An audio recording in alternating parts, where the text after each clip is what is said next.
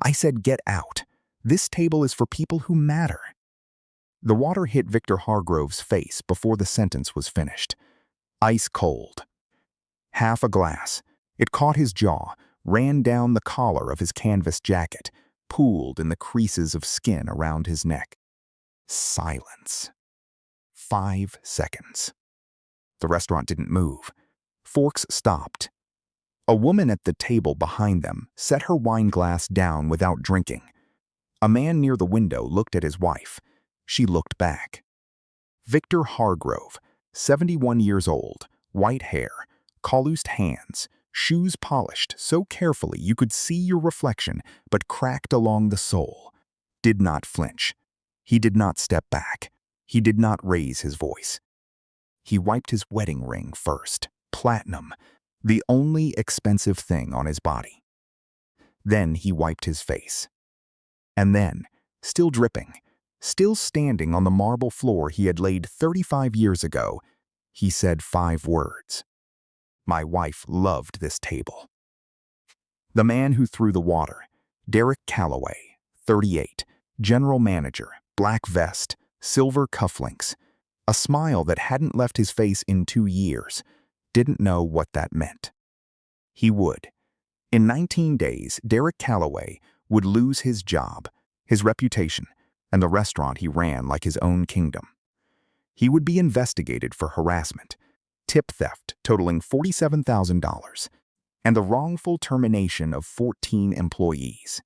An 11-second clip of the water throw would reach 8.4 million views in 5 days. 2 planned restaurant locations would lose their investors overnight. And the man standing in front of him, the man in the faded canvas jacket, the man he'd just told to leave, would decide the fate of everything Derek had ever touched in that building. And it all started with a glass of water at table 7.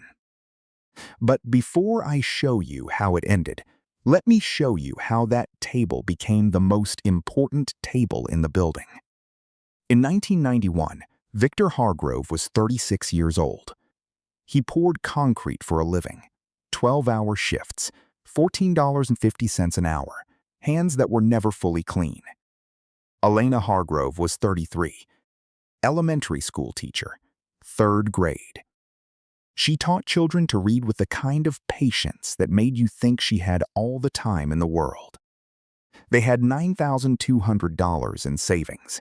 They had no business buying a building. But there it was, 714 Chambers Street, downtown. 6 stories, boarded windows, cracked foundation, pigeons in the stairwell. The bank wanted $40,000 for a building no one else wanted. Victor and Elena took out a loan that made their hands shake when they signed. And then they got to work. Elena painted the first wall, a hallway wall on the 2nd floor, off-white. She used a roller that was too short, so she stood on a folding chair, and Victor held the chair, and neither of them said anything because there was nothing to say. The wall was ugly. The paint was cheap, but it was theirs. Victor laid the 1st floor tile. Lobby. Gray ceramic. He cut every tile himself with a wet saw he borrowed from his cousin. The blade wobbled. 2 tiles cracked. He glued them back together and laid them anyway. They're still there. If you walk into the lobby of 714 Chambers Street today and look down at the northeast corner, you can see the seam. 35 years of foot traffic, and the glue held. Elena would point at those tiles when she walked through the lobby. Every time. Those are Victor's first 2, she'd tell whoever was with her. He glued them. They're still here. That's the kind of man he is.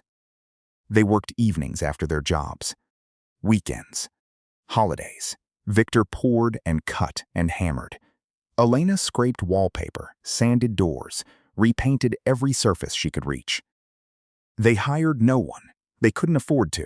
Some nights, Victor fell asleep on the 3rd floor landing, too tired to drive home.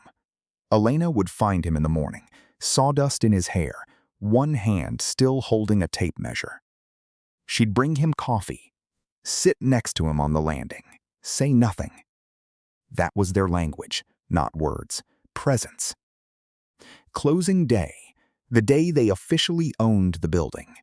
They had $14 left. $14 between two people who had just taken on a $40,000 debt for a building that leaked, creaked, and smelled like pigeons. Elena took that $14 and walked across the street to a cafe called Petra's. She bought 2 coffees and a blueberry muffin. She brought them back to the building, stepped through the front door, their front door, for the first time as owners, and sat down on the bare concrete floor of what would become the lobby. Tiles not yet laid, wires still hanging from the ceiling, a pigeon feather drifting near the stairwell. Victor sat next to her. She broke the muffin in half.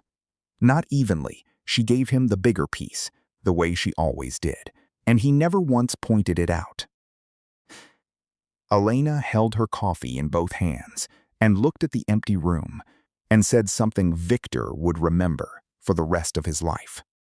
The way you treat someone who can do nothing for you, that tells me who you really are.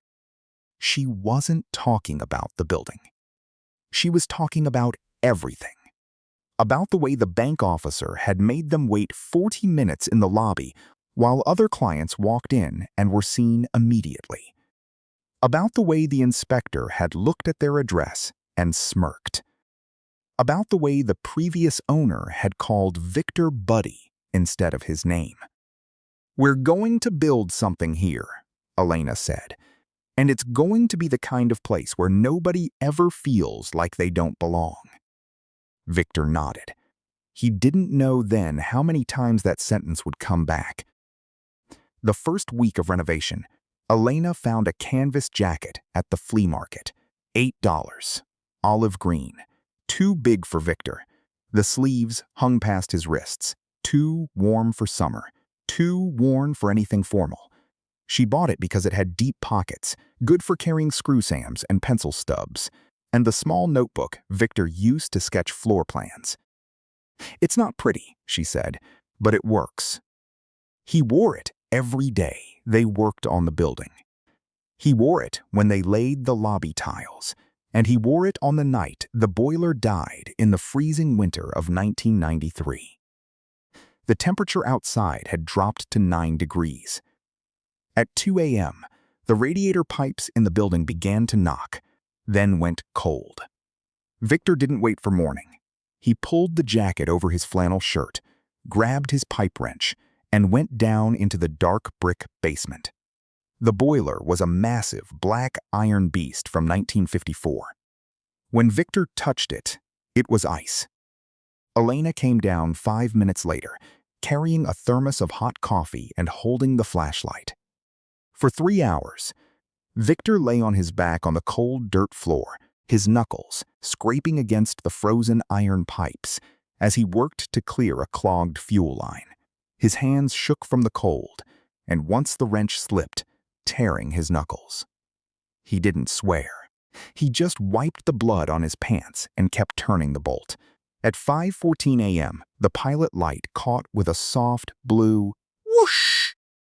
Victor crawled out, face smeared with soot, shaking. Elena wiped a smudge of grease from his temple with the sleeve of her sweater. "They have heat," she said. That was it. No congratulations. Just the work, done because people were cold. He wore the jacket, too, when they rented the first office space to a struggling tax accountant named Gerald Vance. Gerald arrived with a single cardboard box. He had just been laid off and had no clients, very little savings, and a hand that shook. By the 3rd month, Gerald couldn't pay the rent. He came up to the rooftop studio to hand back the keys. Victor looked at the keys. He didn't take them. "Have you eaten?" Victor asked. They sat Gerald at their table. Elena served potato soup, and they talked about everything except the lease. When Gerald stood to leave, Victor pushed the keys back into his hand. "Pay me when you have clients," Victor said. "The building isn't going anywhere." "Why?" Gerald asked. "I can't do anything for you." Victor looked at Elena. "We like the company," he said. It took Gerald 9 months to find his footing. He stayed in that office for 34 years. He eventually rented the entire 3rd floor as his firm grew. On his last day before retirement, he hugged Victor. "You saved my life," Gerald told him. "No," Victor said. "We just had an empty room." Victor wore that jacket for 35 years. By then, he owned 12 commercial buildings. Hargrove Properties, LLC, 37 tenants. Revenue he never talked about. A net worth that would have gotten him a table at any restaurant in the city, if anyone had known. But nobody knew, because Victor still lived in the same studio apartment on the rooftop of Building 1. It was a 400-square-foot space, originally used for storage, until Victor converted it, and the city inspector approved the residential certificate of occupancy in 1992. He still took the bus, still polished the same pair of leather shoes every Sunday morning with a rag and brown shoe cream, still wore the canvas jacket. Not because he couldn't afford another one. He wore it because Elena bought it, and wearing it meant she was still there. In the pocket where she'd slipped a note once that said, "I'm proud of you." In the stitching she'd repaired when the shoulder seam tore. In the place where the collar had started to fray, and she'd said, "Don't fix it. It looks like us." Elena died 3 years ago. Pancreatic cancer. The diagnosis came on a Tuesday in March. The oncologist used words like stage 4 and median survival and palliative options. Victor listened to every word. Elena held his hand. Her grip was steady. His was not. 14 months. That's what they had. 14 months from the diagnosis to the end. In those 14 months, Elena did not stop teaching. She taught until she couldn't stand. Then she taught sitting down. Then she stopped because her students cried when they saw her, and she said she didn't want to be remembered like that. She spent the last 4 days in a hospital bed. Victor had moved into their studio apartment. The same apartment on the rooftop of Building 1, 714 Chambers Street, the building they'd bought with borrowed money and bare hands. She didn't want to die in a hospital. She wanted to die where they started. On the last night, Victor sat in the chair next to her bed. He held her hand. The wedding ring, platinum, thin. They'd bought matching ones at a jewelry store that no longer existed.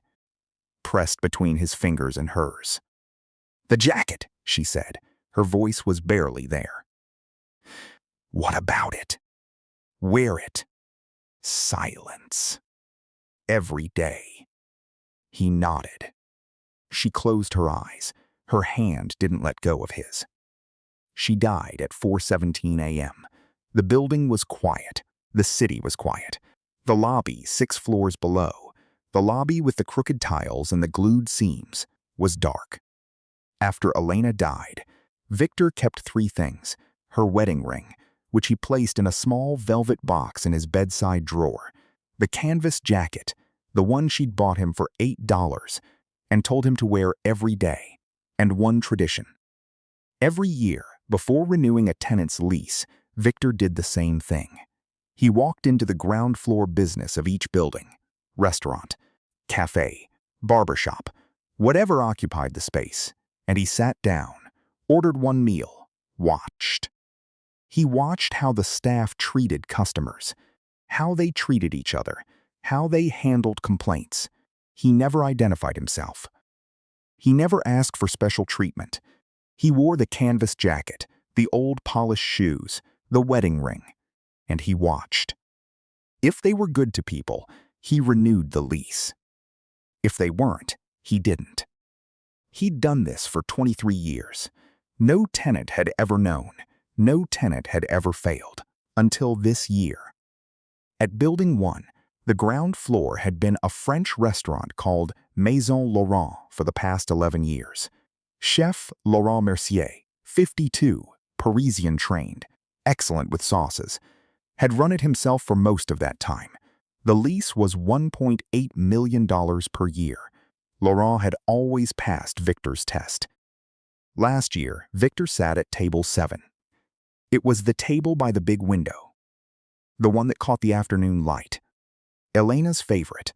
She'd picked it the first time they ate at Maison Laurent, back when Laurent himself had seated them. She said the light was perfect, that you could see the park and the sky at the same time. After Elena died, Victor kept sitting at table 7. It was the closest thing to sitting across from her. Last year, a young waitress named Amy Chen served table 7. Victor ate alone. He ordered the prix-fixe. He didn't talk much. Amy noticed he hadn't touched his water. She brought a fresh glass without being asked. "You looked like you needed a quiet moment," she said. Victor looked at her, really looked, and left a $200 tip. On his way out, he paused at the door and turned back. "How long have you worked here?" 2 years. "Are they good to you?" Amy hesitated. Her fingers curled around the edge of the check presenter. She glanced toward the back office. "Mostly." Victor wrote something in a small leather notebook. He nodded. He left. He renewed the lease for 1 more year. That was last year. This year, everything had changed. 2 years ago, Chef Laurent Mercier made a decision he would regret for the rest of his life. He hired Derek Calloway as general manager. Derek was 36 at the time, sharp suit, always black, always tailored, always with silver cufflinks that caught the light when he gestured. Firm handshake, the kind that lasted 1 beat too long, the kind that told you he'd practiced it. And a contact list that read like the city's social register. Hedge fund managers, art dealers, columnists, the kind of people who don't look at prices. He promised Laurent 2 things, higher revenue and a higher class of clientele. He delivered on both.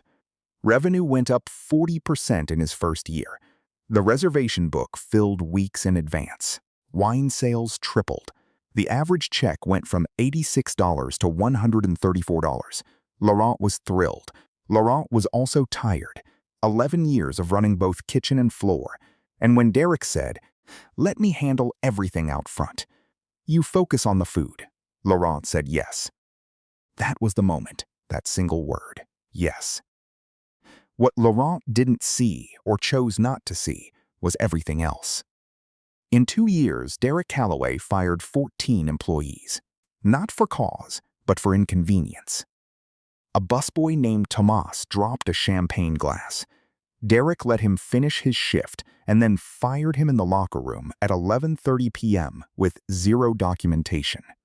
Diane, an experienced sommelier, was dismissed at the end of the week for correcting a customer's wine pronunciation, despite having a perfect performance review.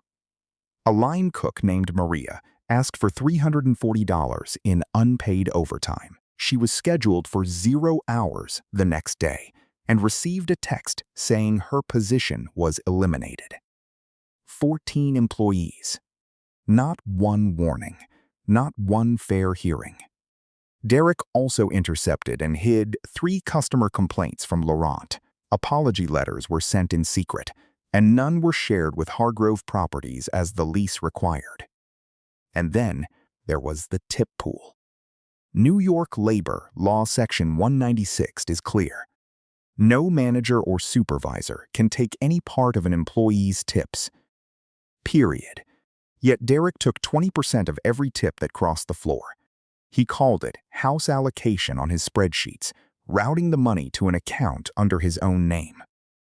Over 24 months, that added up to $47,000 taken from servers earning $5.50 an hour. Amy Chen knew. She had photographed the spreadsheet left open on the office computer. Over the next 14 months, she quietly logged every unpaid hour, every missing dollar, and every undocumented firing in a password-protected folder on her phone. She kept screenshots and timestamps. She didn't tell Derek, and she didn't tell Laurent. She just waited. Not because she was afraid, because she was waiting. She didn't know what she was waiting for. She just knew that someday, someone would need to know. Marco Reyes knew too. He'd been sous chef for 4 years and 3 months, 29 years old. His mother had brought him from Guadalajara when he was 8. She'd cleaned hotel rooms for 16 years so he could go to culinary school. He graduated 3rd in his class. He could break down a lamb in 4 minutes and make a béarnaise that would make you close your eyes.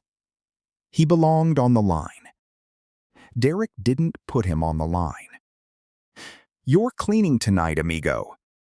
The word landed like a slap. Amigo. Derek used it every time. Not Marco. Not Reyes. Not chef. Amigo. As if Marco's 4 years, his culinary degree, his mother's 16 years of cleaning hotel rooms, as if all of it could be compressed into one word said with a smile that wasn't a smile. Marco's jaw tightened. His knuckles pressed against his thigh. He didn't say anything. He picked up the mop. He'd picked up the mop 41 times in 6 months. Amy kept count. She'd written 41 in her phone at 10:47 p.m. last Thursday. She didn't write anything else. She didn't need to. 3 days before Victor's visit, Linda Park, Victor's assistant, 45, managed the leases for all 12 Hargrove buildings, made a phone call. "Mr. Hargrove, I need to speak with you about Building 1. "Go ahead." "We've received contact from 4 former employees of Maison Laurent. They allege wrongful termination, hostile workplace conditions, and wage irregularities. I've reviewed preliminary documentation. I think you should see for yourself." Silence. 5 seconds. Victor's hand found his wedding ring. He turned it once. "Building 1. "Yes, sir." Silence. "That was their first building," he said. "Not to Linda. To the room, to the empty chair. Alina's building." He told Linda he'd go himself. "This week, before the lease came up." Linda paused. "Do you want me to call ahead?" "No." Victor Hargrove arrived at Maison Laurent at 6:47 p.m. on a Tuesday evening. Canvas jacket, old leather shoes, platinum wedding ring. The hostess, 22, hired 3 months ago, trained by Derek, looked at him from behind her podium. Her eyes moved from his face to his jacket to his shoes. The calculation took 2 seconds. "Good evening, sir. Do you have a reservation?" "No, but I'd like table 7, please." The hostess glanced at the floor plan. Table 7 was empty. A small placard sat in the center, Zard, VIP. "I'm sorry, sir. Table 7 is reserved for preferred guests. I can seat you at the bar?" "I'll wait." He waited. 11 minutes. I want you to understand what 11 minutes feels like when you're standing in a restaurant you built and no one will give you a seat. Victor stood by the door, hands folded in front of him, wedding ring catching the light from the chandelier overhead, the one Elena picked. He didn't lean against the wall. He didn't shift from foot to foot. He stood the way a man stands when he's been standing his whole life, still, balanced, patient. No one offered him water. No one offered him a seat while he waited. No one made eye contact. The hostess, Sarah, glanced at him twice. Both times, she looked away. She had been trained by Derek. If someone doesn't look like they belong, they don't. If they're not on the list, they wait. If they keep waiting, they'll leave. That's the system. That's how it works. At minute 3, a couple in their 60s walked in, gray cashmere, cologne that Victor could smell from 6 feet away. The hostess smiled. "Right this way." They were seated at table 4. Victor watched them sit. At minute 5, A man in a Navy suit arrived alone. No reservation. He mentioned a name. Someone at the restaurant. Knew someone who knew someone. The hostess nodded. He was seated at table 11. Victor watched him sit too. At minute 8, a group of 4, 2 men, 2 women, all under 30, all in clothes that cost more than Victor's monthly grocery bill, walked in laughing. They had a reservation. Table 2. They ordered champagne before they sat down. Victor watched. He turned the ring. He had built this floor. He had laid the tile the hostess was standing on. Gray ceramic, slightly crooked in the northeast corner, held together with glue. He had hung the chandelier, or rather, he had bolted the bracket, and Elena had picked the chandelier from a catalog, and they had argued about whether crystal was too much for a commercial lobby. And Elena had won. She always won. Not because she argued louder, but because she was right. The chandelier cost $340. Victor remembered the number. He remembered every number from those first years. $40,000 for the building, $14 left after closing, $8 for the jacket, $340 for the chandelier. And right now, standing in the building he owned, under the chandelier his wife chose, on the floor he laid. Victor Hargrove could not get a glass of water. At 11 minutes, Derek Calloway appeared. "Sir," a smile that wasn't a smile, "I'm the general manager. I understand you'd like a table. Table 7, if possible." "Table 7 is reserved. We hold it for our preferred clientele." Derek's eyes moved the same way the hostesses had. Jacket, shoes, hands. "This isn't a diner, sir. Our guests have certain expectations. I'm sure you understand." "I understand." "Good. Then you'll understand why I'm asking you to leave. I'm asking for one meal." Derek's smile thinned. He turned to 2 staff members standing near the kitchen pass. "Please escort this gentleman out." Silence. The 2 employees looked at each other. They looked at Victor. They looked at Derek. Neither moved. From the server station, Amy Chen saw everything. She recognized him immediately. The jacket, the ring, the way he stood. Shoulders level, hands folded, feet planted on the tile like someone who knew the weight of the floor. He came every year. She had served him last year at table 7. She had watched him eat alone and look out the window at the park and leave a $200 tip. She ran.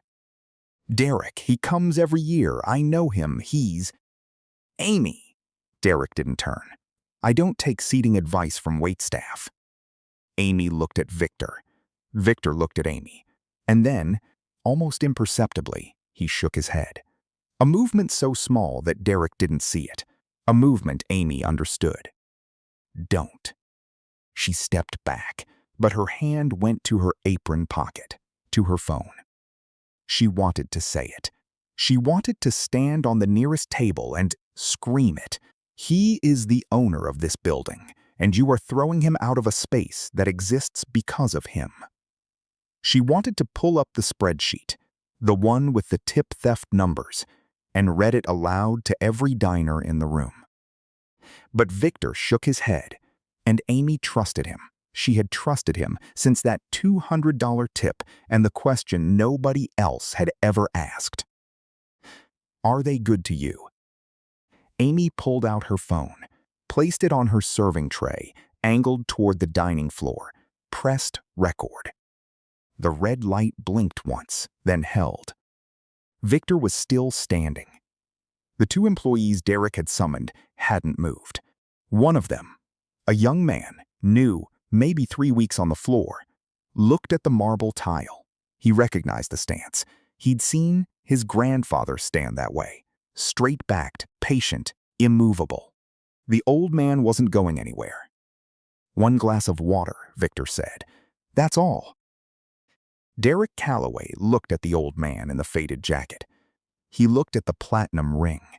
He didn't see the ring. He saw the jacket. He picked up a water glass from the nearest table, half full, ice. "Here's your water." He threw it in Victor's face. Silence. The ice hit the canvas jacket. One cube bounced off Victor's collarbone and landed on the marble floor. The water ran down the collar. The collar Elena had turned up against the cold when they worked late on the building in December and soaked into the lining. It ran over his wedding ring. It dripped from his chin. Victor did not step back. He did not raise his voice. He wiped the ring first, carefully, with his thumb, the way you clean something that matters. Then he wiped his face. The jacket, the one Elena bought for $8 at the flea market in 1991, the one he wore when they laid the first tile in this very building, the one that still smelled like sawdust if you pressed your nose into the collar, was soaked. Victor looked past Derek, through the window, at table 7. The afternoon light was gone. The sky was gray now. The park was dark. She loved the afternoon light at this table. Silence. 10 seconds, 15. Derek shifted. Security. The restaurant stirred. A man 2 tables away stood up, mid-40s, blazer, reading glasses pushed up on his head. That was completely unnecessary. Derek turned. "Sir, please sit down or I'll ask you to leave too."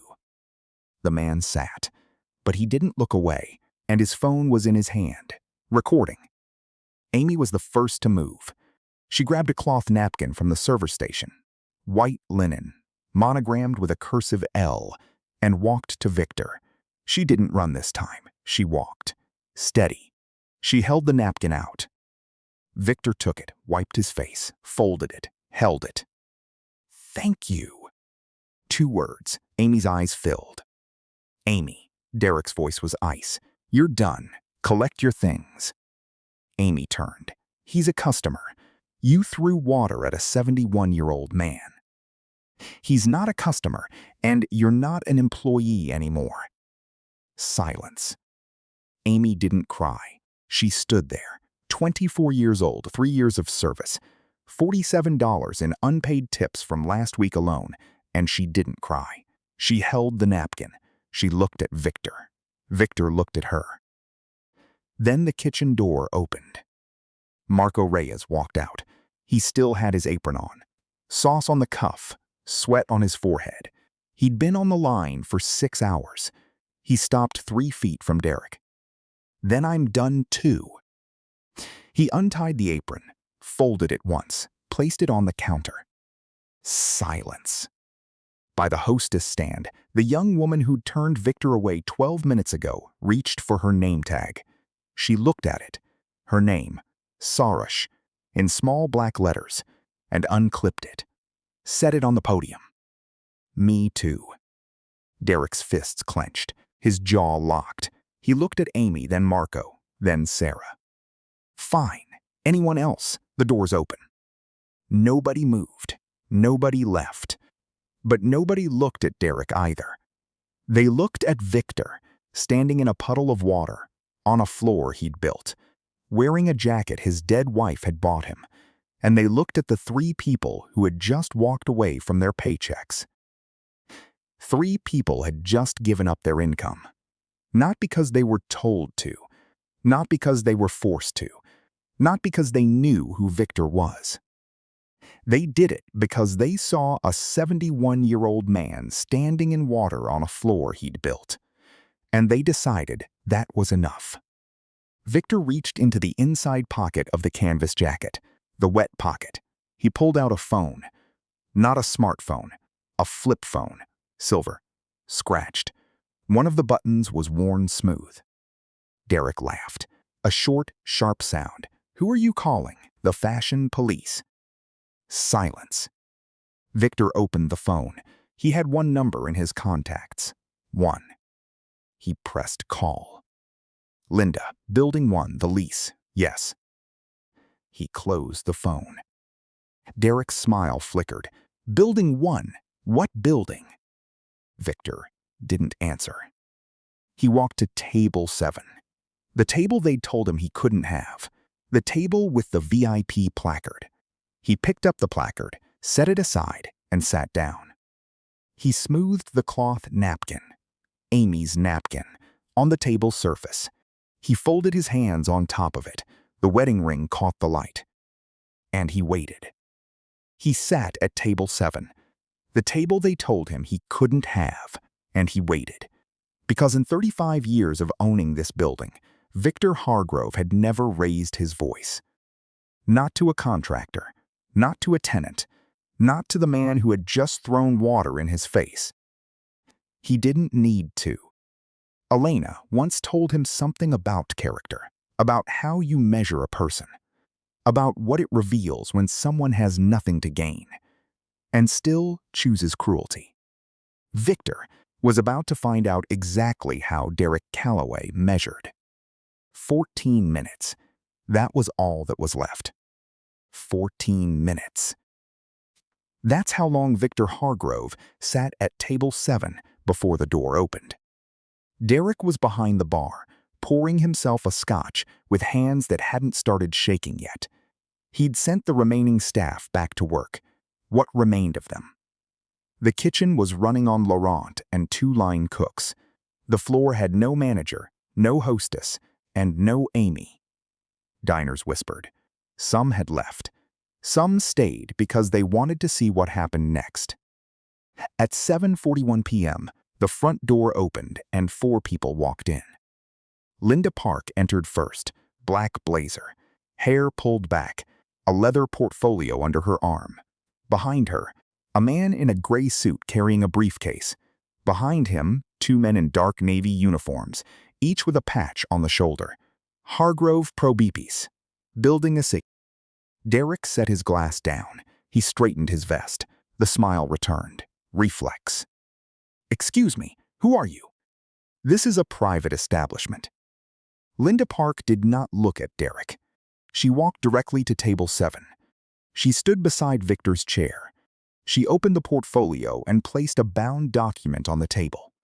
The pages were crisp. The cover was printed in clean black type. This is the commercial lease for this premises, she said. The tenant is Mercier Dining Group, registered in the state of New York, represented by Chef Laurent Mercier. The lease term is 12 months, renewable annually. Current annual rate, $1.8 million. She turned one page. The lessor and sole owner of this building is Hargrove Properties, LLC, founded in 1991 by Victor and Elena Hargrove. She looked at Victor. Victor looked at table 7, at the napkin he'd folded, at the ring on his finger. Linda looked back at Derek. You've met Mr. Hargrove. Silence. 5 seconds. 10. The restaurant didn't make a sound. Not a fork, not a glass, not a word. Derek's eyes went to the document, then to Victor, then back to the document. His mouth opened. It closed. It opened again. That's not. He couldn't finish.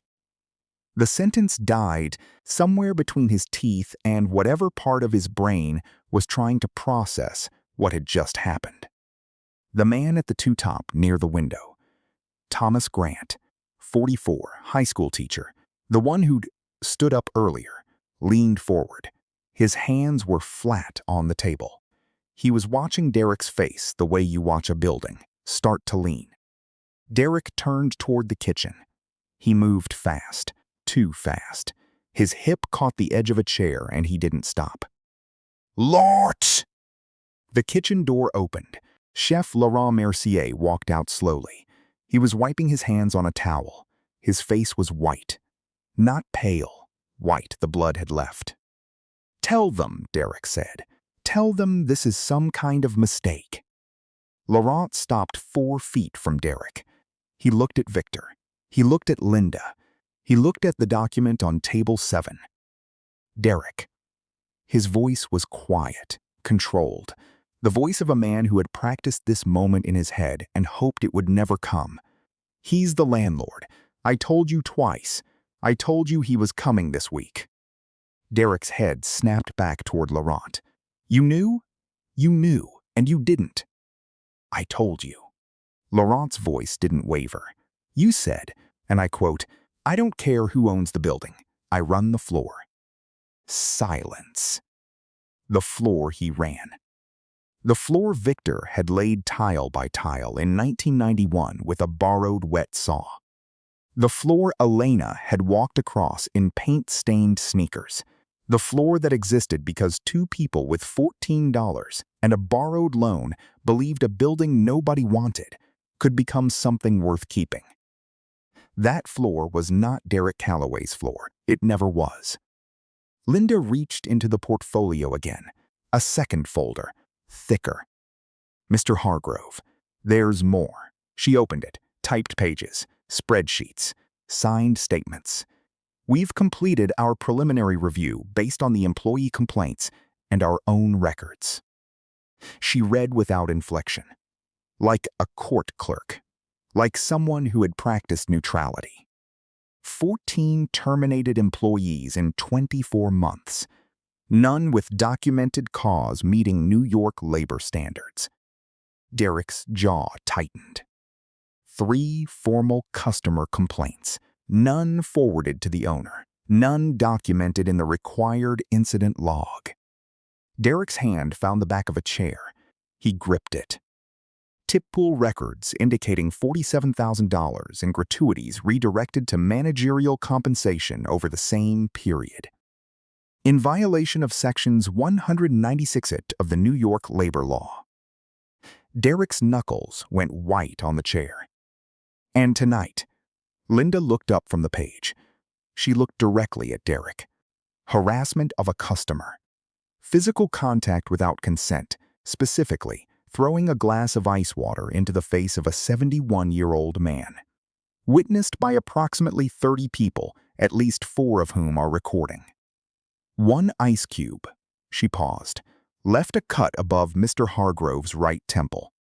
She closed the folder. Silence. Derek Calloway sank into the chair he'd been gripping. His hands slid off the back and landed in his lap. His mouth opened, closed, opened. No sound came out. Victor stood. He buttoned the middle button of his canvas jacket, the wet jacket, the one that was still damp from the water Derek had thrown, and he looked at Derek Calloway. Not with anger. Not with triumph. With something worse. Clarity. I came here every year, Victor said, to see how you treat people. People who can do nothing for you. He paused.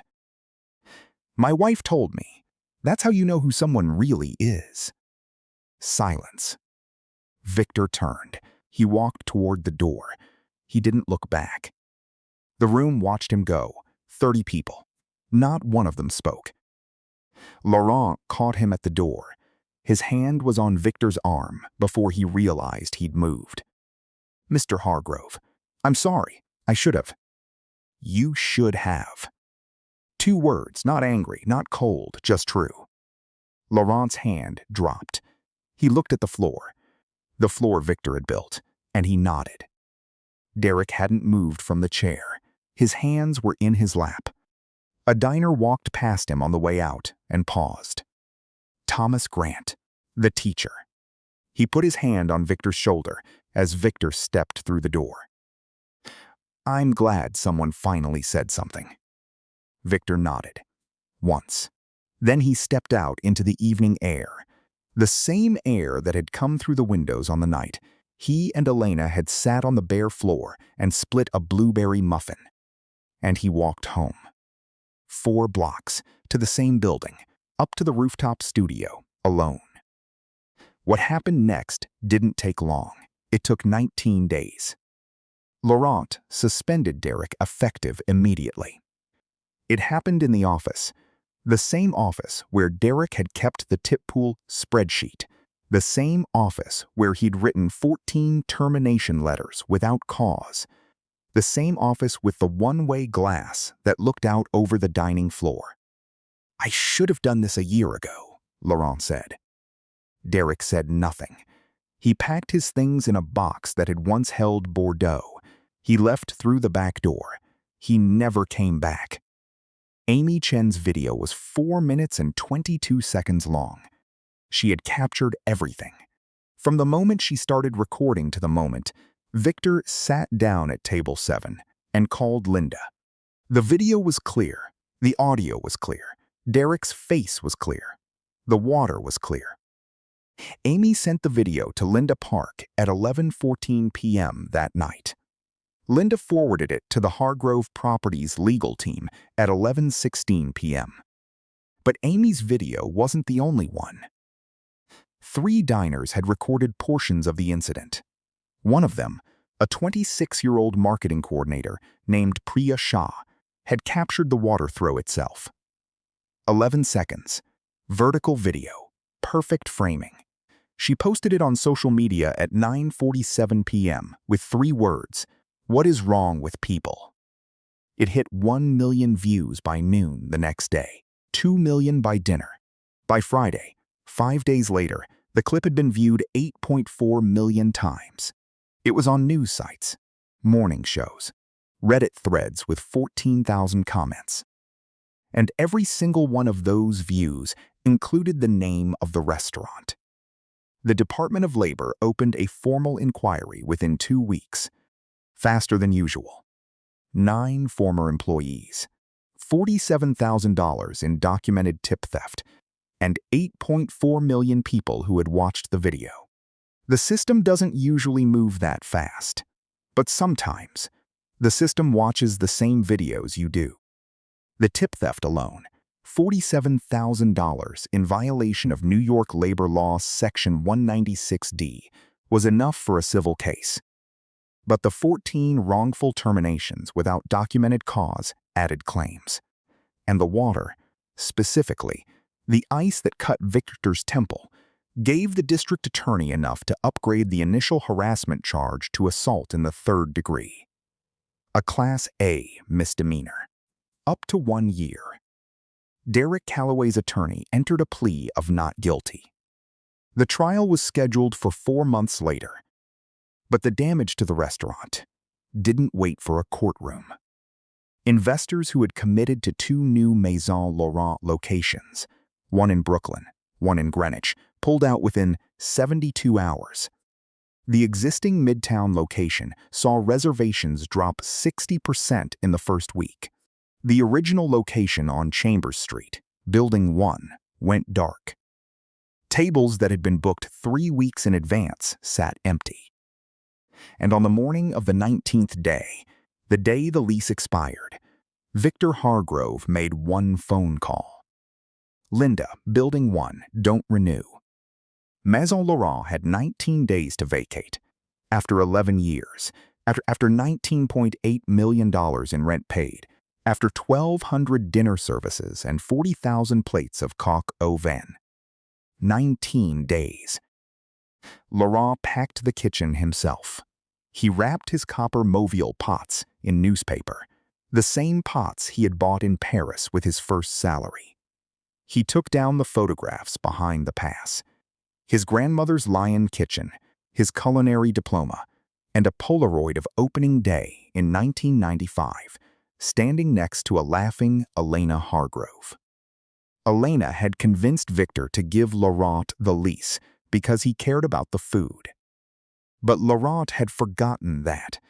He had looked at the spreadsheet Derek brought showing 40% growth and chose not to ask why employees kept disappearing or why Marco was mopping the floor. On the final night, Laurent carried the last box to the van. He walked back into the dark dining room and sat on the marble floor where table 7 had stood. He put his head in his hands, realizing he had built a house on sand, and the tide had come in. He locked the door and slid the key underneath. He didn't ask Victor for an extension. When you look away from cruelty, you lose the right to ask for mercy. The collapse of Derek Calloway was even faster, and it was absolute. For 2 years, Derek's life had been a Rolodex of names. He believed that the hedge fund managers and restaurant owners who shook his hand were his friends. By Wednesday afternoon, that belief was gone. His phone did not ring. When he tried to call, calls went straight to voicemail, or his emails were answered by legal counsel withdrawing job offers. The people who had laughed at his jokes deleted his number. He spent his days in his studio apartment in Chelsea, watching the view count on Amy's video climb to 8.5 million. In the hospitality industry, a reputation takes 20 years to build and 11 seconds to burn to the ground. He was alone, with the knowledge that the people he spent his life trying to impress didn't even remember his name. 9 former employees filed a joint complaint with the Department of Labor. The case moved to pre-trial mediation after 14 months. Total compensation, $340,000. Each plaintiff received between $18,000 and $42,000, depending on length of employment and documented losses. It wasn't life-changing money, but for people who had been fired without documented cause and robbed of their tips, it was acknowledgement. It was proof that what happened to them mattered. Marco Reyes did not join the lawsuit. He didn't want money from Derek Calloway. He wanted to cook. Victor called Marco 3 weeks after the incident. The call lasted 4 minutes. "I hear you can cook." "Yes, sir." "Linda tells me you were sous chef for 4 years." 4 years and 3 months. "And he had you mopping floors." Silence. "He had you mopping floors." "Yes, sir." "I have a vacant lot on 9th Street, behind Building 4. There's a water hookup and an electrical panel. I'll lend you $25,000. No interest. Pay me back when you can." Marco found a scratched white truck in Jersey City for $14,000. He spent another $3,000 on permits, inspections, and kitchen equipment, using the rest for ingredients. Mesa Reyes opened 6 weeks later. Birria tacos, mole, and elote. The line started on day 1 and never stopped. Laurent Mercius disappeared for 3 months. He rented a small studio apartment in Queens and sat with what he'd done, which was nothing. He had known about Derek's cruelty, but chose to look away for the sake of a 40% growth margin. 6 months later, Laurent opened a new 12-table bistro. No manager. He ran the floor and bused tables himself. He sent Victor a letter. 3 sentences. "Mr. Hargrove, I should have listened to the table. I'm sorry." Victor didn't reply. But he kept the letter. He folded it twice and put it in the inside pocket of the canvas jacket, the pocket where his flip phone lived. Thomas Grant, the diner who had stood up the teacher, wrote an op-ed for the local newspaper. The headline was 1 sentence, "I should have stood up sooner." It was shared 11,000 times. Amy Chen never went back to waiting tables. Victor called her the morning after the incident. She answered on the first ring. "You asked me if they were good to me." "I remember." "You were the only person who ever asked that." Silence. "I need someone at Building 1. Not property management, people management. The tenants, the staff, the visitors. I need someone who notices when a person needs a glass of water." Amy was 24. She had no property management experience. She had no business degree. She had a phone full of records, a napkin stained with water, and the kind of instinct that no degree can teach. Victor created a position that had never existed at Hargrove Properties, Tenant Relations Coordinator. The job description was 3 sentences. Amy wrote them herself. She started the following Monday. She was the youngest person in the Hargrove Properties portfolio by 18 years. Her office was on the 2nd floor of Building 1, the floor where Elena had painted the first wall. Her first week, she visited every tenant in the building. She knocked on doors. She introduced herself. She asked one question: "Is there anything you need?" 3 tenants cried. Not because they needed anything, because no one had ever asked. On her first day, she placed a water pitcher in the lobby, clear glass, no sign, no explanation, just a pitcher and a stack of paper cups on a small table by the elevator. It has been refilled every day since. Here is what Victor did with the ground floor of Building 1. He leased it to a nonprofit women's shelter. The lease was $1 per year, 12 months, renewable indefinitely. The shelter was called Elena's Table. Victor chose the name himself. He didn't consult anyone. He didn't ask for suggestions. He sat in his studio apartment on the rooftop, looked at the velvet box in his bedside drawer, the one with Elena's ring, and he knew. The renovation took 3 months. Victor hired a contractor this time. He was 71, and his knees didn't bend the way they used to, and the doctor had told him twice to stop climbing ladders. But he made one request. He wanted to lay one tile himself, just one, in the lobby.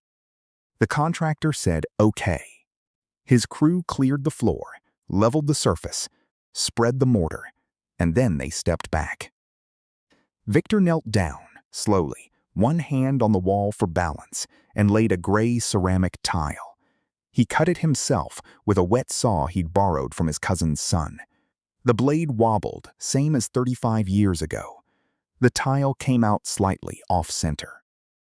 He pressed it into the mortar and held it for 10 seconds. His hands were shaking, but the tile held. It sat right where the first tile had been, the one he'd laid in 1991 with Elena watching, the one she used to point at. Those are Victor's first 2. That's the kind of man he is. Now there was a third tile, same spot, same glue, same hands. The dining floor of the old restaurant was converted into a community kitchen and meeting hall. The chandelier stayed. Elena had picked it. The marble floor stayed. Victor had laid it. The tables were replaced with long communal tables, warm wood, no tablecloths, room for 20 at a time. Except one. Table 7. Table 7 stayed where it had always been, by the window, catching the afternoon light. Same chair, same angle, same view of the park. But the VIP placard was gone. In its place, a small brass plaque, 2 inches by 4 inches, mounted to the edge of the table. 3 words engraved in a font that Elena would have called simple, not boring. Elena's favorite. And under the glass top of the table, where a menu would have been, Victor placed something small. A velvet box, opened. Inside, a platinum wedding ring, Elena's ring, the one she'd worn for 35 years, the one that had pressed against his fingers on the last night. 2 rings now lived in this building, one on Victor's hand, one under the glass of table 7. And anyone could sit there. 1 year later, Victor Hargrove walked through the front door of Elena's table at 5:52 p.m. on a Tuesday. Canvas jacket, old leather shoes, platinum wedding ring. The jacket had been laundered. The water stain was gone, but the fabric was still faded, the collar still frayed, the pockets still deep. He walked to table 7. The brass plaque caught the light, Elena's favorite. He sat down. Amy came from behind the front desk, her desk now, her building, her lobby. She carried a glass of water, no ice. She set it in front of him. Table for 1. Victor looked at the chair across from him. Empty. Afternoon light was falling through the window, the same angle, the same warmth, the same gold that Elena had loved. He twisted the wedding ring on his finger, once, twice. Table for 1. Silence. He looked at the glass of water. He looked at the chair. He looked at the light. Under the glass tabletop, Elena's ring caught the same afternoon glow. 2 rings, one on his hand, one under glass, both platinum, both worn. He sat where Elena would have sat. He looked at the park through the window. The trees were different, taller now, fuller, but the bench was still there. The path was still there. The sky was the same sky. And for the first time in 3 years, Victor ordered 2 coffees. One for him, one for the empty chair. The waiter, a young man from the shelter program, his first week on the job, looked confused. Amy caught his eye. She shook her head. She didn't need to explain. He brought 2 coffees, set them both down, stepped away. Victor wrapped his hands around his cup. The calluses on his palms, 40 years of concrete and tile and construction, pressed against the warm ceramic.